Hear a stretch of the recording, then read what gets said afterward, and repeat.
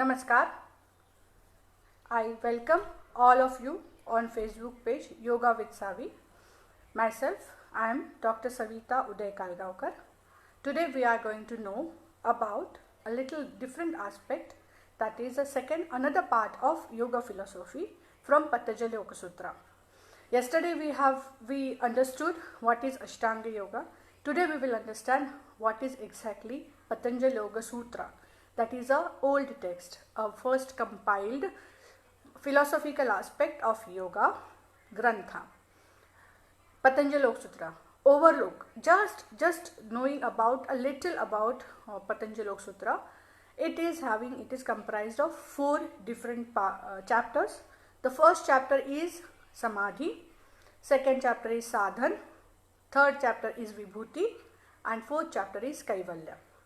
All are having comprised of 194 sutras. As I told you yesterday also, sutras means a small thread, a thread which is connected to the another thread, which is connected to the next thread. It is like that, and it is divided in 4 different chapters, but they are having a same flow of it. It is not having any different thing. First chapter is talking about what is exactly ultimate aim of yoga, which is expected by Patanjali Muni. That is coming in the first chapter, second shloka, second sutra is Yoga Chitta Vritti Nirodha. You might have heard that word sometime, somehow, from some other yoga teachers. Many people know it. A general person also can know it about Yoga Chitta Vritti Nirodha. What is expected by Patanjali Muni? The first part is talking about that, the ultimate aim, that is Samadhi. As the name suggests, it is talking about Samadhi. And immediately after that, what are the obstacles are coming to reach to Samadhi? These are called as kleshas. Kleshas are, as we are understanding the word, as painful situations which are obstructing us from many reasons, for many things, is klesha. This is what expected by in the first chapter of Patanjali Yoga Sutra. And then kleshas, then how to deal with it, and what are the types of kleshas, what are the exact meanings of them, what are the consequences of them, then how to deal with them, and after that it comes to Ashtanga Yoga. It is talking about the different types of Samadhi. That is the ultimate goal of yoga, philosophical part. Again I will repeat, I will tell you that Samadhi state is the reaching to your own goal, which is your ultimate goal in your life. Anybody can have any their goal, but reaching to that state we need to know what are the things. Then second chapter starts with Kriya Yoga, and then it goes ahead, it moves ahead, it talks about what and all Kriya Yogas, why are we supposed to do it, what are we supposed to do it, and what are the things. And then very important part of aspect of Patanjali Yoga Sutra, Patanjali Muni wants to tell us that yoga is a preventive measure. Yoga is telling us what and all we are supposed to do to prevent the things. What are the things? The ultimate thing is nobody on this earth wants miseries in their life. So what are the miseries? Any type of miseries, physical, mental, stressful things, emotional, anything. Intelligence, in that also you might have miseries. So how to deal with that? So to not to get the miseries, we are supposed to practice yoga. That is what Patanjali Muni talks in the second chapter. The word it is, the sutra text tells us that Heyam Dukkham Anagatam. The miseries which are yet to come to us, which are supposed to reach to us, if we don't practice yoga, they are going to reach to us. Those practices, those things, those miseries, those problems, those weaknesses, we can delay them or we can restrict them, and we can, if we get them, we can control them. For that preventive measure is Ashtanga Yoga. Then the yesterday's chapter, what we spoke about, Ashtanga Yoga starts. So Heyam Dukkham Anagatam, the miseries which are yet to reach to us, we are going to restrain them from us, is just because of yoga path. And then what else we will reach? What else we will get about after the practice of Ashtanga Yoga? So first is the thing we know, that Heyam Dukkham Anagatam. The second is that we need a discrimination. Discrimination in what? Discrimination is a very awesome intelligence point. Very awesome intelligence is discrimination, that good and bad, wise and cruel, all these type of differences we should know. If I say something to you in a conversation, I can say that you are so nice, you know. If I say like that, what is the meaning of that? The hidden meaning may be different than what I say. So you should be able to discriminate the words, not only words, I am just giving you examples. Discriminate the words here in this example. Like that, in our life we need insight to discriminate the things. And unless and until we don't discriminate, it is not easy for us to understand what is exactly we are supposed to do. Many times, lot of people say, I'm not against of tall claims, I'm not against of hard working. I'm saying hard working we should do, but we should understand the insight that I should know exactly where I'm going, what I'm doing. If I do that, then it will be easy for me to reach there, or to plan my hard working and to plan my path. If I know that I cannot climb up the Everest, if I know I cannot go into deep in the Pacific Ocean, then I can plan something else which is great for me also. I will not waste my energy in that if I have insight. I am not saying don't plan, I am not saying don't try. I am saying when we are having that problem, when we are having something important to decide, whether to go here or whether to go there, what I am supposed to do, that moment you should have the discrimination. This phase comes to everyone in their life. At least once in your life you might have reached. There you will definitely feel that what I am supposed to do. And I don't have anybody to understand.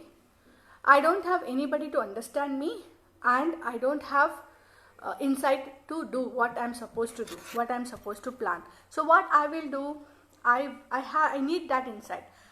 To stabilize the mind in the discrimination moment, we need the insight, that discrimination power. Asad Vivek Buddhi comes with this practice of Ashtanga Yoga.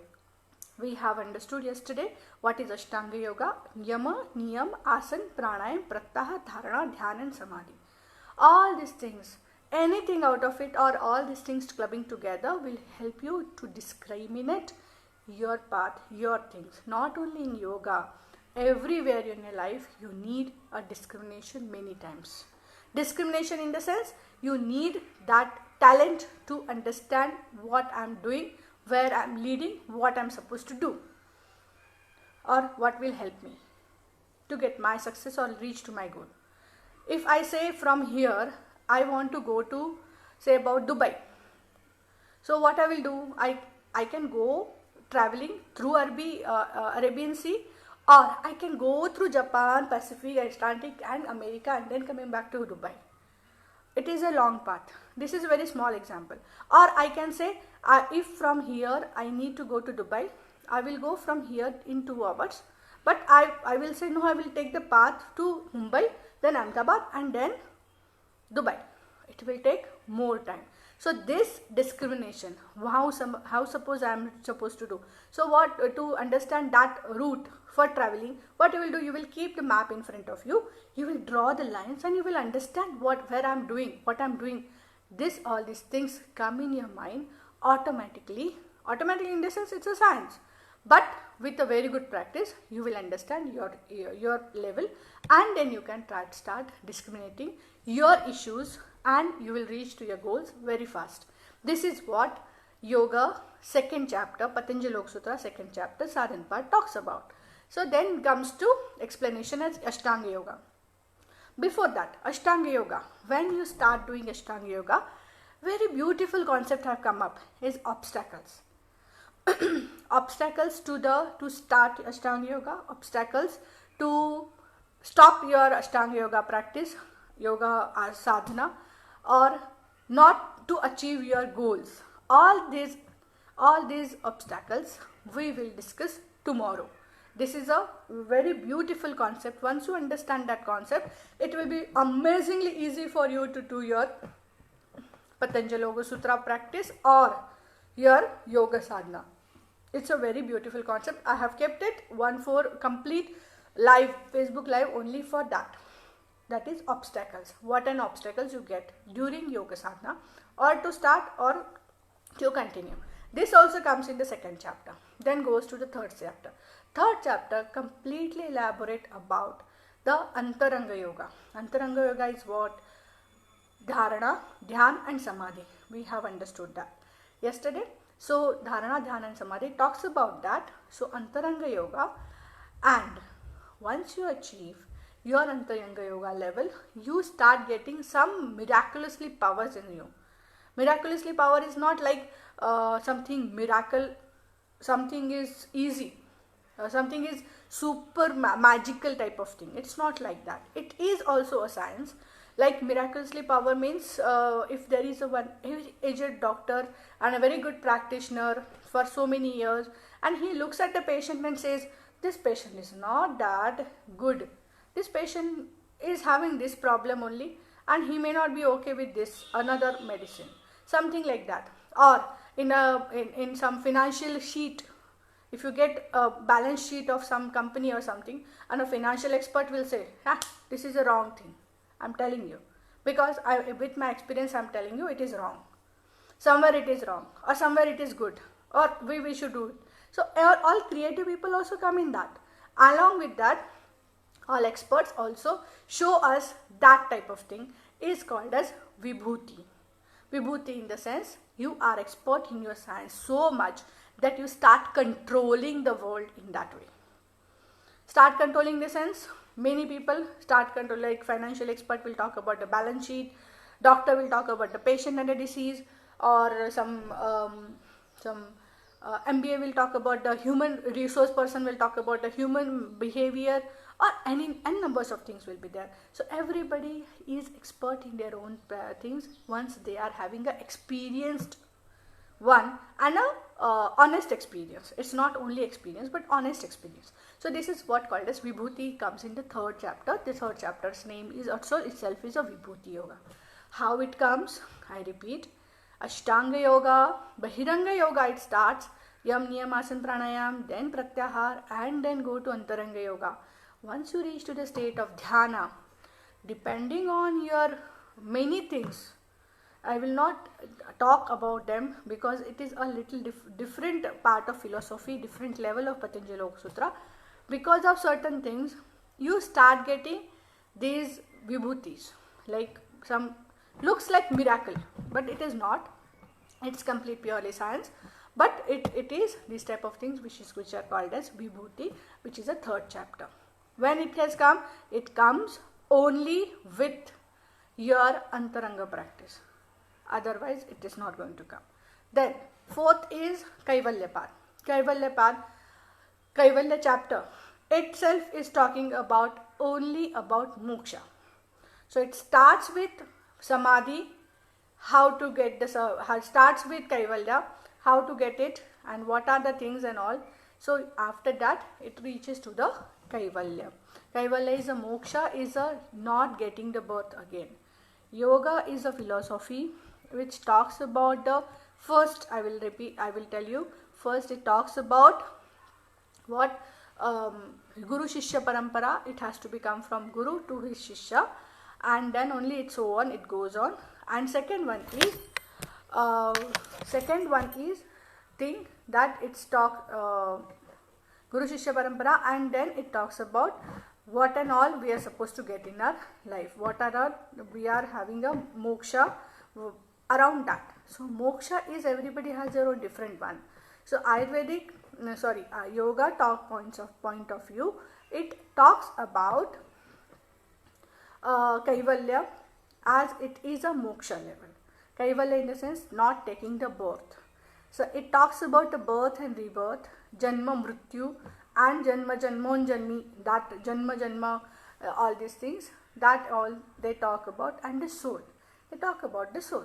The yoga, not Yoga Sutra, complete yoga philosophy talks about the soul which is taking a rebirth. They have the concept of rebirth after Guru Shishya Parampara. So everything they have to take. So it is calculated, it is taken care with your efforts in this birth, and then it goes ahead, and then if you are fortunate enough, you will get a moksha this birth or later. This is a complete philosophical part. So normal people I will not promote to understand that. If you are interested, you can learn it. Definitely you can learn it. It's a very beautiful philosophy. But the thing is that it is not that much required in our day-to-day life.